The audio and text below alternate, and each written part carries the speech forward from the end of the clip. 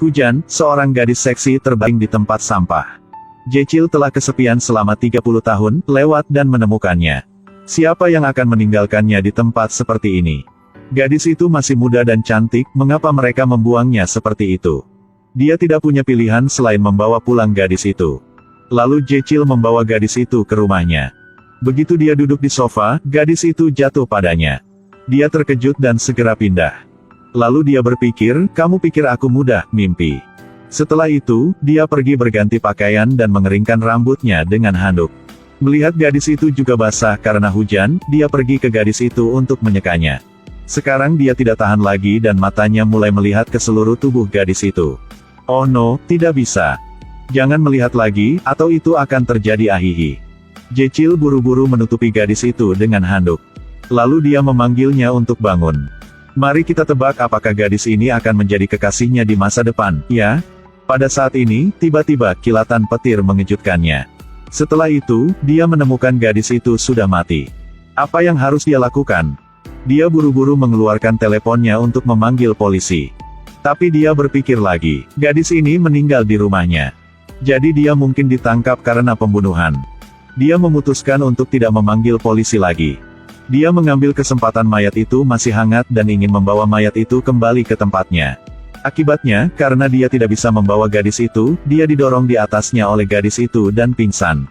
Ketika dia bangun, dia menemukan bahwa jiwanya telah memasuki tubuh gadis itu. Dan tubuhnya terbaring tak bergerak di lantai. Apa yang sedang terjadi? Dia masih muda dan belum menikah. Kenapa dia tiba-tiba berubah menjadi seorang wanita? Dia panik dan langsung memanggil sahabatnya Hyungu. Lalu berkata dia punya masalah. Dan menyuruh Hyungu cepat pulang. Hyungu berpikir itu serius, jadi dia meminta maaf kepada gadis yang sekamar dengannya dan pergi. Ketika dia pulang, dia melihat Jechil terbaring di lantai dan bergegas untuk mengguncang dan menggoyang Jechil. Ada apa dengan kamu? Kamu masih muda dan belum menikah. Jangan mati, cepat bangun. Lalu dia berbalik untuk bertanya pada gadis itu. Apakah kamu menyakitinya? Jechil kemudian menamparnya dan berkata, kamu diam dan biarkan aku bicara. Dengar, aku sahabatmu. Aku tidak tahu mengapa aku tiba-tiba memasuki gadis ini. Hyungu tentu saja tidak percaya mitos ini.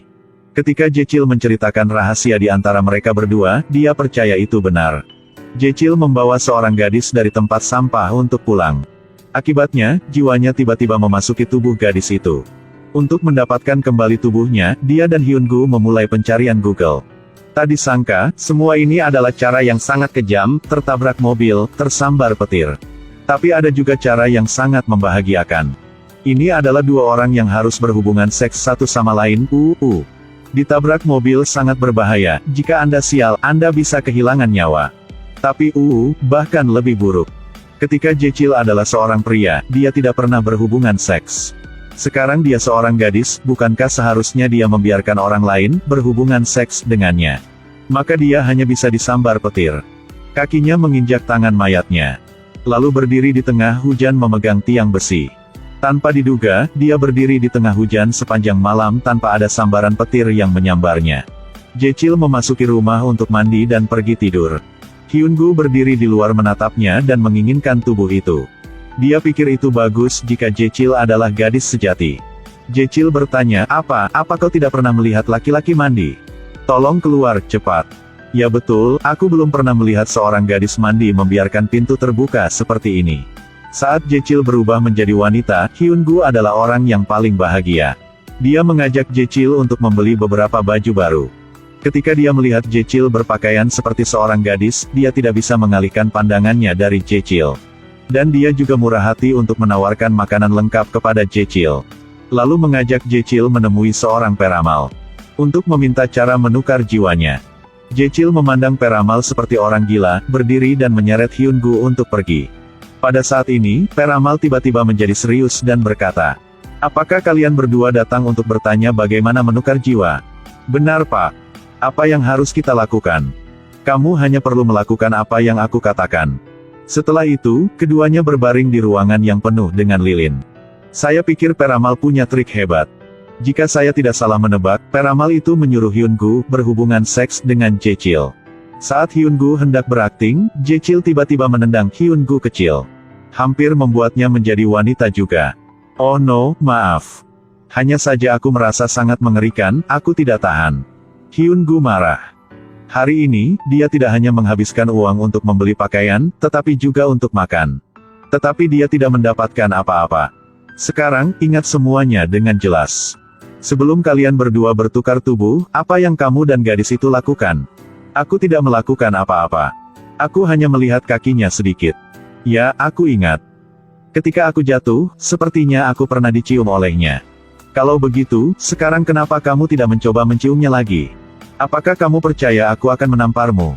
Tapi ketika aku mencium diriku sendiri, aku merasa tidak enak. Kamu sangat banyak bicara, kamu telah berubah menjadi seorang wanita dan kamu telah menjadi lambat seperti seorang wanita. Tidak ada cara lain, Jechil menahan napas dan mencium mayatnya. Lalu, dia langsung pingsan. Siapa sangka ketika dia bangun, jiwanya benar-benar kembali. Mereka berdua saling berpelukan dengan gembira. Jechil senang karena dia kembali ke dirinya sendiri. Dan Hyun-gu senang karena akhirnya dia tidak harus menderita pelecehan psikologis lagi. Tapi malam berikutnya, Jechil pulang dengan depresi lagi. Hyun-gu bertanya ada apa? Apakah kamu tidak percaya diri ketika kamu seorang pria? Sebenarnya, hari ini Jechil berjalan-jalan di taman bersama Soo-hyun, rekan kerja wanita yang diam-diam dia cintai sejak lama. Mereka berteman sejak SMA. Pada saat itu, dia sudah menyukai Soo-hyun. Tetapi karena kepribadiannya yang pemalu, dia masih belum mengaku pada Soo-hyun. Pada saat ini, dia tiba-tiba menemukan cara. Teman, bolehkah aku meminjam tubuhmu? Apa yang ingin kamu lakukan? Kamu dulunya cowok paling hot di sekolah, kan? Aku ingin meminjam tubuhmu untuk menggoda Soo-hyun. Meskipun Hyun-gu ingin menolaknya. Tapi memikirkan urusan besar masa depan Jochel, dia akhirnya setuju. Jechil mengambil seorang gadis koma dari tempat sampah. Kemudian, dia secara tidak sengaja menemukan bahwa hanya dengan mencium gadis itu akan dapat memasukkan jiwanya ke dalam gadis itu. Jadi dia meminjam tubuh Hyun-gu untuk merayu gadis yang dia suka. Setelah bertukar tubuh dengan Hyun-gu, dia mengajak Soo-hyun untuk makan. Saat berbicara, dia tahu bahwa ketika dia pergi ke sekolah, dia juga diam-diam jatuh cinta dengan Hyun-gu. Dia sangat kecewa setelah mendengar itu. Tapi dia bodoh dan tidak menyadari bahwa orang yang paling banyak dibicarakan Soo-hyun sekarang adalah dia. Dan Hyun-gu di perusahaan juga sengaja tidak peduli padanya. Dia melakukannya untuk memberi Jechil kesempatan. Tapi sepertinya ada yang tidak beres. Sekarang, dia ada di tubuh Jechil. Kenapa dia tidak merayu Soo-hyun menggantikan Jechil? Keesokan harinya, Jechil di tubuh Hyun-gu ragu-ragu sepanjang hari sebelum memanggil Soo-hyun. Dia ingin mengajaknya pergi hiking. Soo-hyun kesal jadi dia setuju tanpa berpikir. Setelah itu, mereka berdua pergi hiking, entah bagaimana mereka pergi ke tempat tidur. Kemudian mereka berdua berolahraga sepanjang malam. Setelah itu, Jechil menyesalinya lagi. Dia merasa seperti kehilangan kepolosannya. Dia pulang dan mengubah tubuhnya kembali menjadi Hyun-gu. Hyun-gu bertanya ada apa? Kamu tidak menggunakan tubuhku untuk menggoda gadis lagi? Tidak tahu. Kau menikmati semuanya. Jechil berkata lupakan. Bahkan jika aku berubah menjadi dirimu, Soo-hyun tidak akan menyukaiku. Hyun-gu berkata tidak. Dia masih peduli padamu beberapa hari yang lalu. Dia bertanya bagaimana kabarmu, bisakah dia dan kamu kembali seperti dulu? Pikirkan, jika seorang gadis tidak menyukaimu, maka kamu menghilang dan mereka tidak akan peduli, apakah kamu mengerti? Jechil berpikir, oh ya, itu masuk akal. Kenapa kau tidak mengatakan ini lebih awal? Tetapi sekarang setelah kamu mengatakannya, itu tidak masuk akal. Tunggu sebentar. Aku akan kembali. Setelah mengatakan itu, Jechil berlari sampai ke rumah Soo-hyun. Lalu dia dengan berani mengaku padanya. Ini membuat Soo-hyun merasa sangat canggung. Karena dia tidur dengan Hyun-gu di pagi hari, Jechil datang untuk mengaku padanya di malam hari. Dia tahu apa yang harus dilakukan. Dia menolak Jechil dan langsung masuk ke rumah. Tapi Jechil masih di pintu mengungkapkan cintanya. Membuatnya bersembunyi di balik pintu sangat menyentuh. Mengapa kamu tidak mengakui cintamu lebih awal untuk membuatnya merasa canggung sekarang? Mengalami ini, Jechil menyadari kepengecutannya. Dia memutuskan untuk menyelesaikan dengan gadis itu dan mulai dari awal. Dia meninggalkan gadis itu di terminal bus. Lalu dia berbalik dan pergi. Pada saat ini, seorang wanita tua lewat untuk duduk dan beristirahat sebentar. Gadis, jangan tidur di sini, kamu bisa masuk angin dengan mudah. Tanpa diduga, wanita tua itu hanya mendorong sedikit dan gadis itu jatuh. Ketika wanita tua itu duduk, dia berubah menjadi gadis itu. Dia menyentuh seluruh tubuhnya dan menemukan bahwa punggungnya tidak sakit lagi.